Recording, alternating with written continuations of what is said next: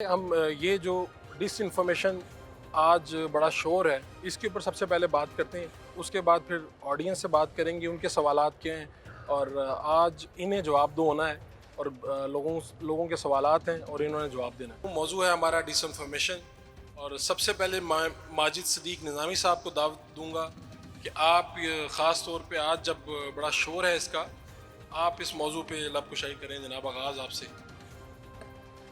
जी बहुत शुक्रिया।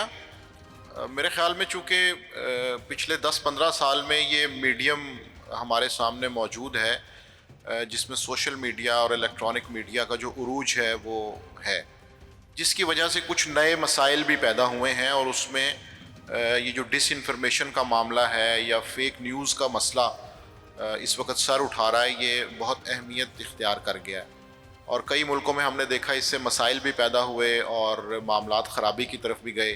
कई हुकूमतें भी परेशान हैं। फिर फेक न्यूज़ की वजह से, डिसइंफॉर्मेशन की वजह से कई मुल्कों में क्रैकडाउन्स भी किए गए, लोगों को अरेस्ट भी किया गया।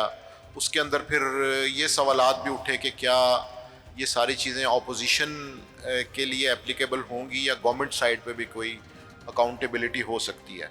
तो इसमें मैं समझता हूँ कि हमें एक थोड़ी सी जो फ़र्क करने की ज़रूरत है। जो डिसइंफॉर्मेशन है वो ऐसी इंफॉर्मेशन है कि जिसको आप इंटेंशनली बदनीयती से फैलाते हैं। जो मिस इन्फॉर्मेशन है उसके अंदर ये चीज़ होती है कि आपको चूँकि इल्म नहीं था, आपने अनइंटेंशनली किसी को परेशान किया, उसका नुकसान किया। लेकिन जो डिसइंफॉर्मेशन का मसला है ये एक इंतहाई संजीदा मसला है और मेरा ख्याल है कि इसके ऊपर तमाम स्टेक होल्डर्स को साथ बिठा के कानून साजी भी होनी चाहिए और इस पर कार्रवाई भी होनी चाहिए।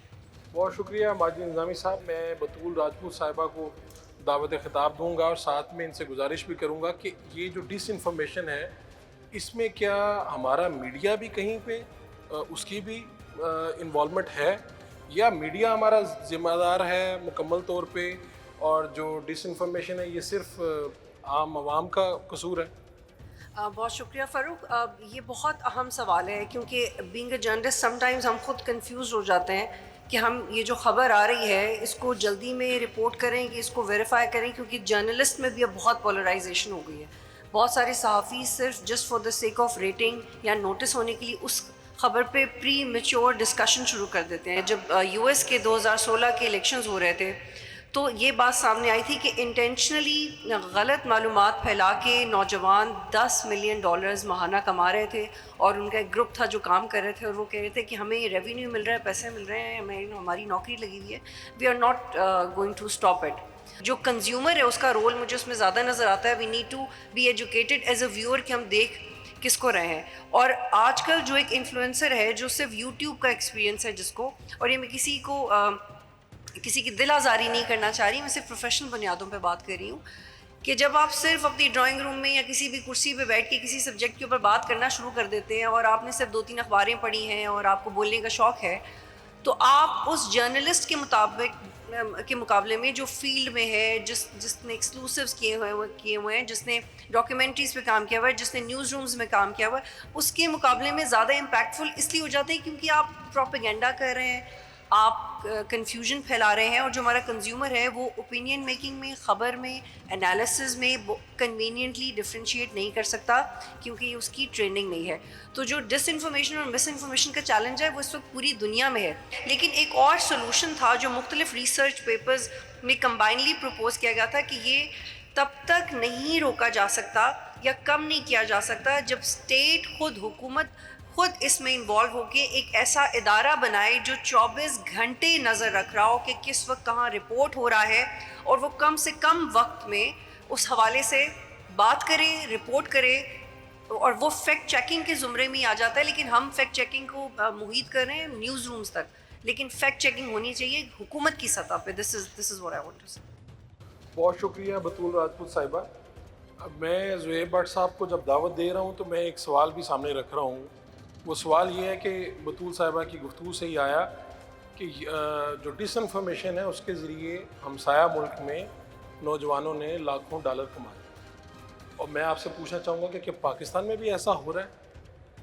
बहुत शुक्रिया फ़ारूक वड़ाई साहब। जैसे अब सारे पैनलिस्ट ने कहा, बड़ी अच्छी बात की। मुझे ऐसा लगता है कि जैसे دکان پہ پیٹرول بکتا ہے نا, کسی پہ دوائی ملتی ہے, کسی پہ دودھ بکتا ہے. ہمارے یہاں پہ ہوا کہ ہم نے دودھ والی دکان پہ پیٹرول بھی رکھ لیا, میڈیکل سٹور پہ تندور بھی لگا لیا, اور تمام چیزیں مکس کر کے بیچنا شروع کر دی. ہم نے اپنی طرف سے ایک سپر سٹور بنایا. اس کو اس طرح فریز کر لیں کہ جرنلسٹ جو ان سے ہیں وہ یوٹیوبرز بن گئے, یوٹیوبرز جرنلسٹ بن گئے, اور ٹک ٹاکرز جرنلسٹ بن گئے. لوگوں نے انفارمیشن جو ان سی ہے وہ ٹک ٹاکرز سے لینی شروع کر دی, یوٹیوبر سے لینی شروع کر دی, اور اتنا مزہ آیا ان کو اس انفارمیشن کا کہ پھر ہم لوگ جو جرنلسٹ تھے انہوں نے کہا کہ یار لوگ تو یہ دیکھنا چاہتے ہیں, بکتا تو یہ ہے. تو ہم نے بھی ان کی مرضی کی چیز ان کو دینا شروع کر دی. وہ ڈالرز والی جو آپ نے بات کی, وہ ڈالرز کا شوق ساروں کو ہوتا ہے. وہ کہتے ہیں یار ہم بھی کمائیں, ہمارے پاس بھی پیسے آئیں.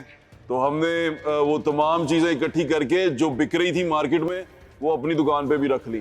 یعنی کہ پہلے ہم بیچتے تھے اگر صرف پھل, تو اب ہم ساتھ ساتھ مسالے بھی بیچنا شروع کر دیے ہیں کہ یار یہ بھی خریدو, ہمارے پاس مسالہ بھی ہے.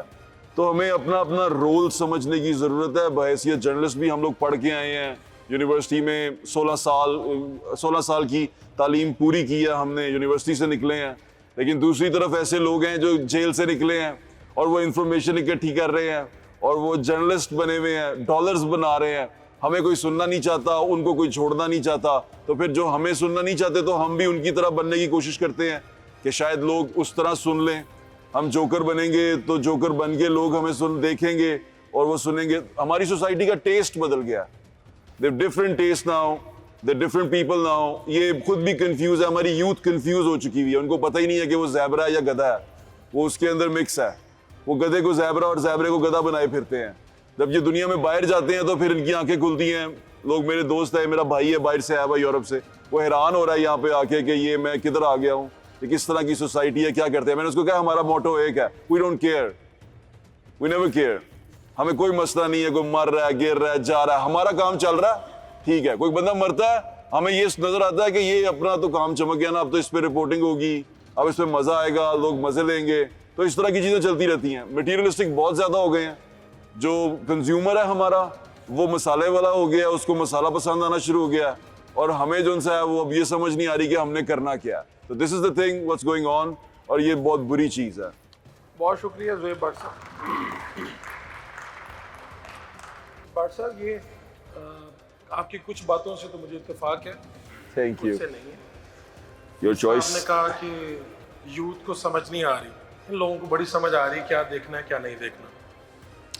اور اس بات سے اتفاق ہے کہ کچھ لوگ نکلے ہیں, اور اب ہمارے پیارے بھائی ایک شہباز گل صاحب, وہ اب ویلاگر ہیں, جرنلسٹ بھی ہیں.